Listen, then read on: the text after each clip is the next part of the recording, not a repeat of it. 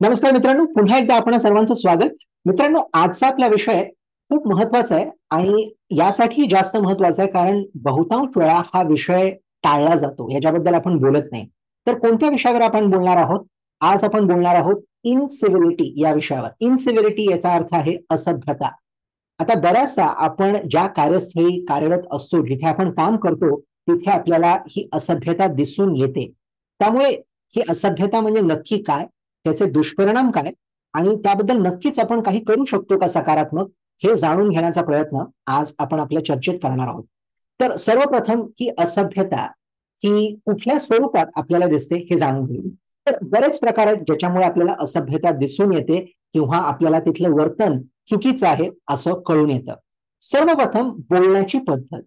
आता बोलण्याच्या पद्धतीत काही लोकांना जोरात बोलण्याची सवय असते. आता जोरात बोलणं चांगलं, जेणेकरून समोरच्याला ऐकू यावं, पण किंचाळून बोलणं किंवा कर्कश बोलणं किंवा जोरजोरात मुद्दामून बोलणं, जेणेकरून इतरांना आपण हिणवू शकतो किंवा त्यांना चिडवू शकतो किंवा त्यांना आपण खाली पाडू शकतो, ही जी सवय आहे ह्याला आपण असभ्यता म्हणू शकतो. आणि बऱ्याचदा असं होतं की काही लोकांचा स्वर चुकीचा असतो आणि तशा पद्धतीने बोलल्यामुळे समोरच्याचं मन दुखावलं जाऊ शकतं. किंवा बऱ्याच ठिकाणी आपण असंही पाहतो की बोलताना लोकांना शिव्या वापरायची सवय असते. किंबहुना बऱ्याचदा मला आश्चर्य होतं, काही कार्यस्थळी जेव्हा आपण जातो, लोक तिथे म्हणतात, अगदी गर्वाने सांगतात की आमच्या इथे आम्ही एकमेकांना शिव्या घालून पाडून बोलतो आणि त्याच्यामुळे आमच्या इथे खेळीमेळीचं वातावरण असतं.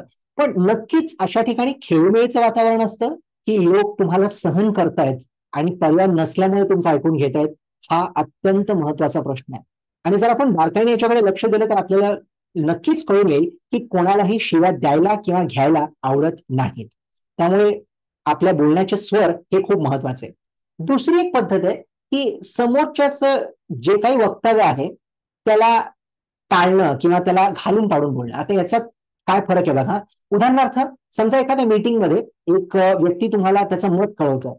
मला असं वाटतं आपण असं करण्याच्या ऐवजी असं करू, आणि आपण लगेच सांगतो, तू गप्प बस रे, तुला काय फारसं कळत नाही ह्याच्यातलं, आत्ता आत्ता आलायस तू. आता आपण तेव्हा पटकन बोलून जातो, पण त्या व्यक्तीला त्याच्याबद्दल काय वाटणार आहे, चार चौघांसमोर त्याचा जो पाणउतार आपण केला, त्याचे दुष्परिणाम त्याला काय सोसावे लागणार आहेत, याचा मात्र लवलेश बऱ्याचदा आपल्याला नसतो. आणि अशा कृत्यांमुळे देखील आपल्याला कार्यस्थळी असभ्यता वाढताना दिसून येते. कारण लोकांना वाटतं की हीच इथे बोलण्याची रीत आहे, हीच इथली पद्धत आहे, आणि म्हणून प्रत्येक जण एकमेकांशी त्याच स्वरात त्याच पद्धतीने बोलू शकतो आणि त्याच पद्धतीने बोलू लागतोही. तिसरी जी गोष्ट आहे ती म्हणजे एखाद्याला पूर्णतः टाळणं किंवा वाळीत टाकणं. आता याच्यात बघा काय होतं. आता मला माहितीये की काही दोन चार लोक आहेत ज्यांना मी मीटिंगमध्ये बोलवायला हवं, पण मी मुद्दामून त्यांना बोलवत नाही, कारण त्यांना मला महत्व द्यायचं नाही किंवा त्यांना कुठेही चांगली वागणूक मला द्यायची नाही, म्हणून मी पूर्णतः त्यांना टाळतो. किंवा त्यांनी जर काही मला सांगितलं तर मी ऐकूनही न ऐकल्यासारखं करतो. आता अशा वागणुकीमुळे देखील असभ्यता वाढते, कारण ह्याच्यामुळे होतं असं की तिथे खटके उडतात आणि बऱ्याचदा त्याचे विपरीत परिणाम आपल्याला सर्वांनाच भोगावे लागतात. चौथी गोष्ट ती म्हणजे एखाद्या व्यक्तीबद्दल ती व्यक्ती तिथे हजर नसताना वक्तव्य करणं की अरे ही व्यक्ती अमुकच आहे, तमुकच आहे, चांगली नाहीच आहे, काही कळत नाही, अक्कलच कमी आहे. तर आपण एखादी व्यक्ती जेव्हा एखाद्या मीटिंगमध्ये हजर नसते त्या व्यक्तीबद्दल बोलतो, ज्याला आपण गॉसिप असं म्हणतो, आणि बऱ्याचदा ही गॉसिप अत्यंत रसाळ असल्यामुळे लोकांना त्याच्यात भाग घ्यावासा वाटतो, पण त्याच्यामुळे देखील एक असं वातावरण तयार होतं जिथे लोकांना एकमेकांबद्दल घृणा निर्माण होते. आणि बऱ्याचदा ही जी गॉसिप आहे याचा दुष्परिणाम फक्त लोकांच्या व्यावसायिक आयुष्यात नाही, तर बऱ्याचदा त्यांच्या वैयक्तिक आयुष्यावर देखील त्याचे पडसाद आपल्याला दिसू लागतात. त्यामुळे ही पण एक गोष्ट आहे ज्याच्यामुळे असभ्यता वाढते. आणि पाचवी गोष्ट ती म्हणजे चुकीची देहबोली. आता विचार करा, एखादी व्यक्ती काहीतरी सांगते आणि लगेच आपण आपल्या मित्राकडे बघून सांगतो, है ना. आपण असे हातवारे करतो किंवा डोळे इकडे तिकडे फिरवतो. ह्याच्यामुळे पण असं होतं की जेव्हा समोरची व्यक्ती आपल्याला पाहते त्यांना कळतं की आपण त्याला आदर देत नाही, किंबहुना आपण त्याचा अपमान करतोय. आणि चुकीची देहबोली जर असेल तर मात्र असभ्यता अगदी खूप जास्त प्रमाणात वाढते. तर अशा बऱ्याच गोष्टी आहेत ज्याच्यामुळे असभ्यता आणि गैरवर्तन हे आपल्याला कार्यस्थळी दिसतं आणि त्याच्यामुळे बऱ्याच वाईट गोष्टी घडतात. आता ही असभ्यता जी आहे याचे दुष्परिणाम काय हे जाणून घेणं जास्त महत्वाचं आहे. कारण प्रकार कुठला जरी असला तरी त्याचे विपरीत जेव्हा परिणाम होतात तेव्हा त्याच्यामुळे खूप मात्र त्रास होतो. तर सगळ्यात मोठा जो त्याचा एक भाग आहे, ही जी असभ्यता असते त्याच्यामुळे लोकांचं जे मनोबल असतं त्याचं मानसिक खच्चीकरण असं होऊन जातं. मग लोकांना असं वाटतं की लोक मला मान देत नाहीत, माझ्या बोलायला काही किंमतच नाही, किंवा इथे लोक एकमेकांना घालून पाडून बोलतात, शिवीगाळ करतात. याच्यामुळे लोकांचं मानसिक खच्चीकरण होतं आणि हळूहळू लोक मग सहभाग घेणं टाळतात. आणि बऱ्याचदा त्याचे दुष्परिणाम फक्त त्यांच्यापर्यंत सीमित नसतात, सबंध कंपनीवर त्याचे दुष्परिणाम होतात. दुसरी महत्वाची गोष्ट, जेव्हा लोकांचं मानसिक खच्चीकरण होतं त्यांची जी कार्यक्षमता असते ती लगेच ढासळते. आणि नैसर्गिक आहे, जर मी आनंदी आहे, जर मला बरंच चांगलं वाटतंय काम करून, तर आपोआप माझ्याकडनं जास्त काम होईल आणि चांगलं काम होईल.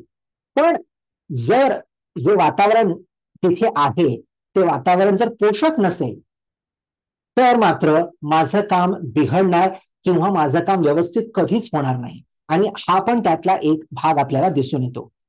तिसरी महत्वाची गोष्ट म्हणजे जे नाती असतात लोकांची, ती नाती जी असतात ती देखील बिघडतात. का बिघडतात? कारण तुम्ही माझ्याशी शिवीगाळ करून बोलताय, जोर जोरात किंचाळताय माझ्यावर, किंवा माझ्यावर नेहमी बोट उगारताय, मला नेहमी दोष देताय, माझं बोलणं ऐकून घेत नाही आहात. आणि असं जर वातावरण असेल आणि प्रत्येक व्यक्ती एकमेकांच्या बरोबर असंच वागत असेल तर मात्र त्या ठिकाणी जी नाती असतात ती नाती देखील फार काळ चांगली टिकू शकत नाहीत.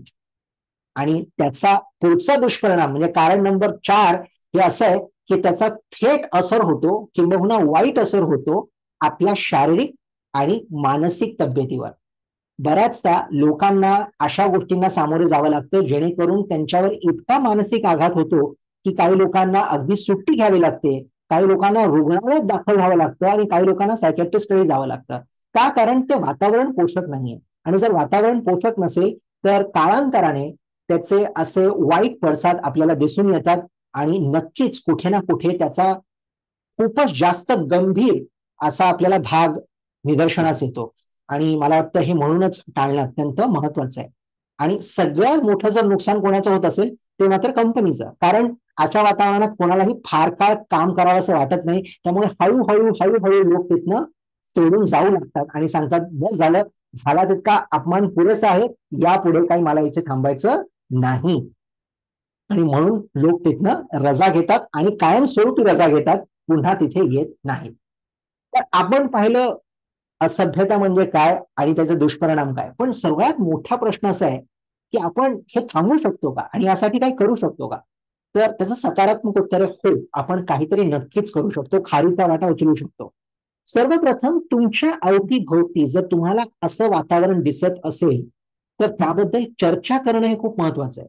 बऱ्याचदा आपण ही चर्चाच करत नाही, आपण ती चर्चा टाळतो.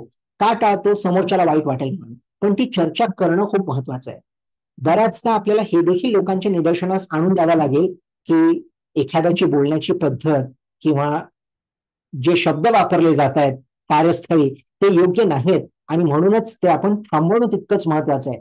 या सगळ्या गोष्टी निदर्शनास आणून देणं खूप जास्त महत्वाचं आहे. कदाचित त्या क्षणी लोकांना वाईट वाटेल तुमचं बोलणं, पण तरी देखील जर आपल्याला एक चांगली वातावरण निर्मिती करायची असेल कार्यस्थळी तर हे सांगणं, लोकांच्या नजरे देखत आणून देणं हे खूप महत्वाचं आहे. त्याचबरोबर जर तुमच्यावर नेतृत्व पदाची जर जबाबदारी असेल तर तुमची जबाबदारी दुप्पट हे लक्षात ठेवा.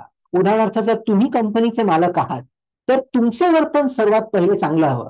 तुम्हीच जर जोरजोरात किंचाळत असाल, लोकांकडे चुकीचे हातवारे करत असाल किंवा लोकांना घालून पाडून बोलत असाल तर मात्र तुम्हाला पाहून सगळी मंडळी तेच करू लागतील. कारण सगळ्यांना वाटेल की हीच आपल्या कंपनीची संस्कृती आहे आणि आपण हीच स्वीकारली पाहिजे.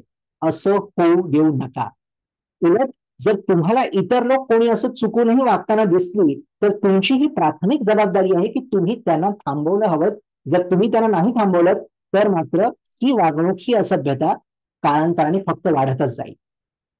मित्रांनो, ही असभ्यता आपण खूप अळमटळम करत किंवा अगदी विनोद हा एक प्रकार त्याच्यातला आपण पाहतो, पण खरं तर तसं नाहीये. याच्यामुळे खूप जास्त प्रमाणात लोकांना त्रास होतो आणि त्याचे दुष्परिणामही आपल्याला सोसावे लागतात. जर असं होऊ नये असं तुम्हाला वाटत असेल तर कुठे ना कुठे तुमच्यासारख्या आणि माझ्यासारख्या लोकांनी पुढाकार घेणं हे अनिवार्य आहे. आशा करतो की आजचा विषय तुमच्यापर्यंत पोहोचलाय आणि तुम्ही नक्कीच या दिशेने पाऊल उचलाल. माझं पुन्हा एकदा शांत चित्ताने ऐकून घेतल्याबद्दल खूप खूप धन्यवाद. पुन्हा लवकरच भेटूया एका वेगळ्या विषयासोबत. तोपर्यंत स्वतःची काळजी घ्या.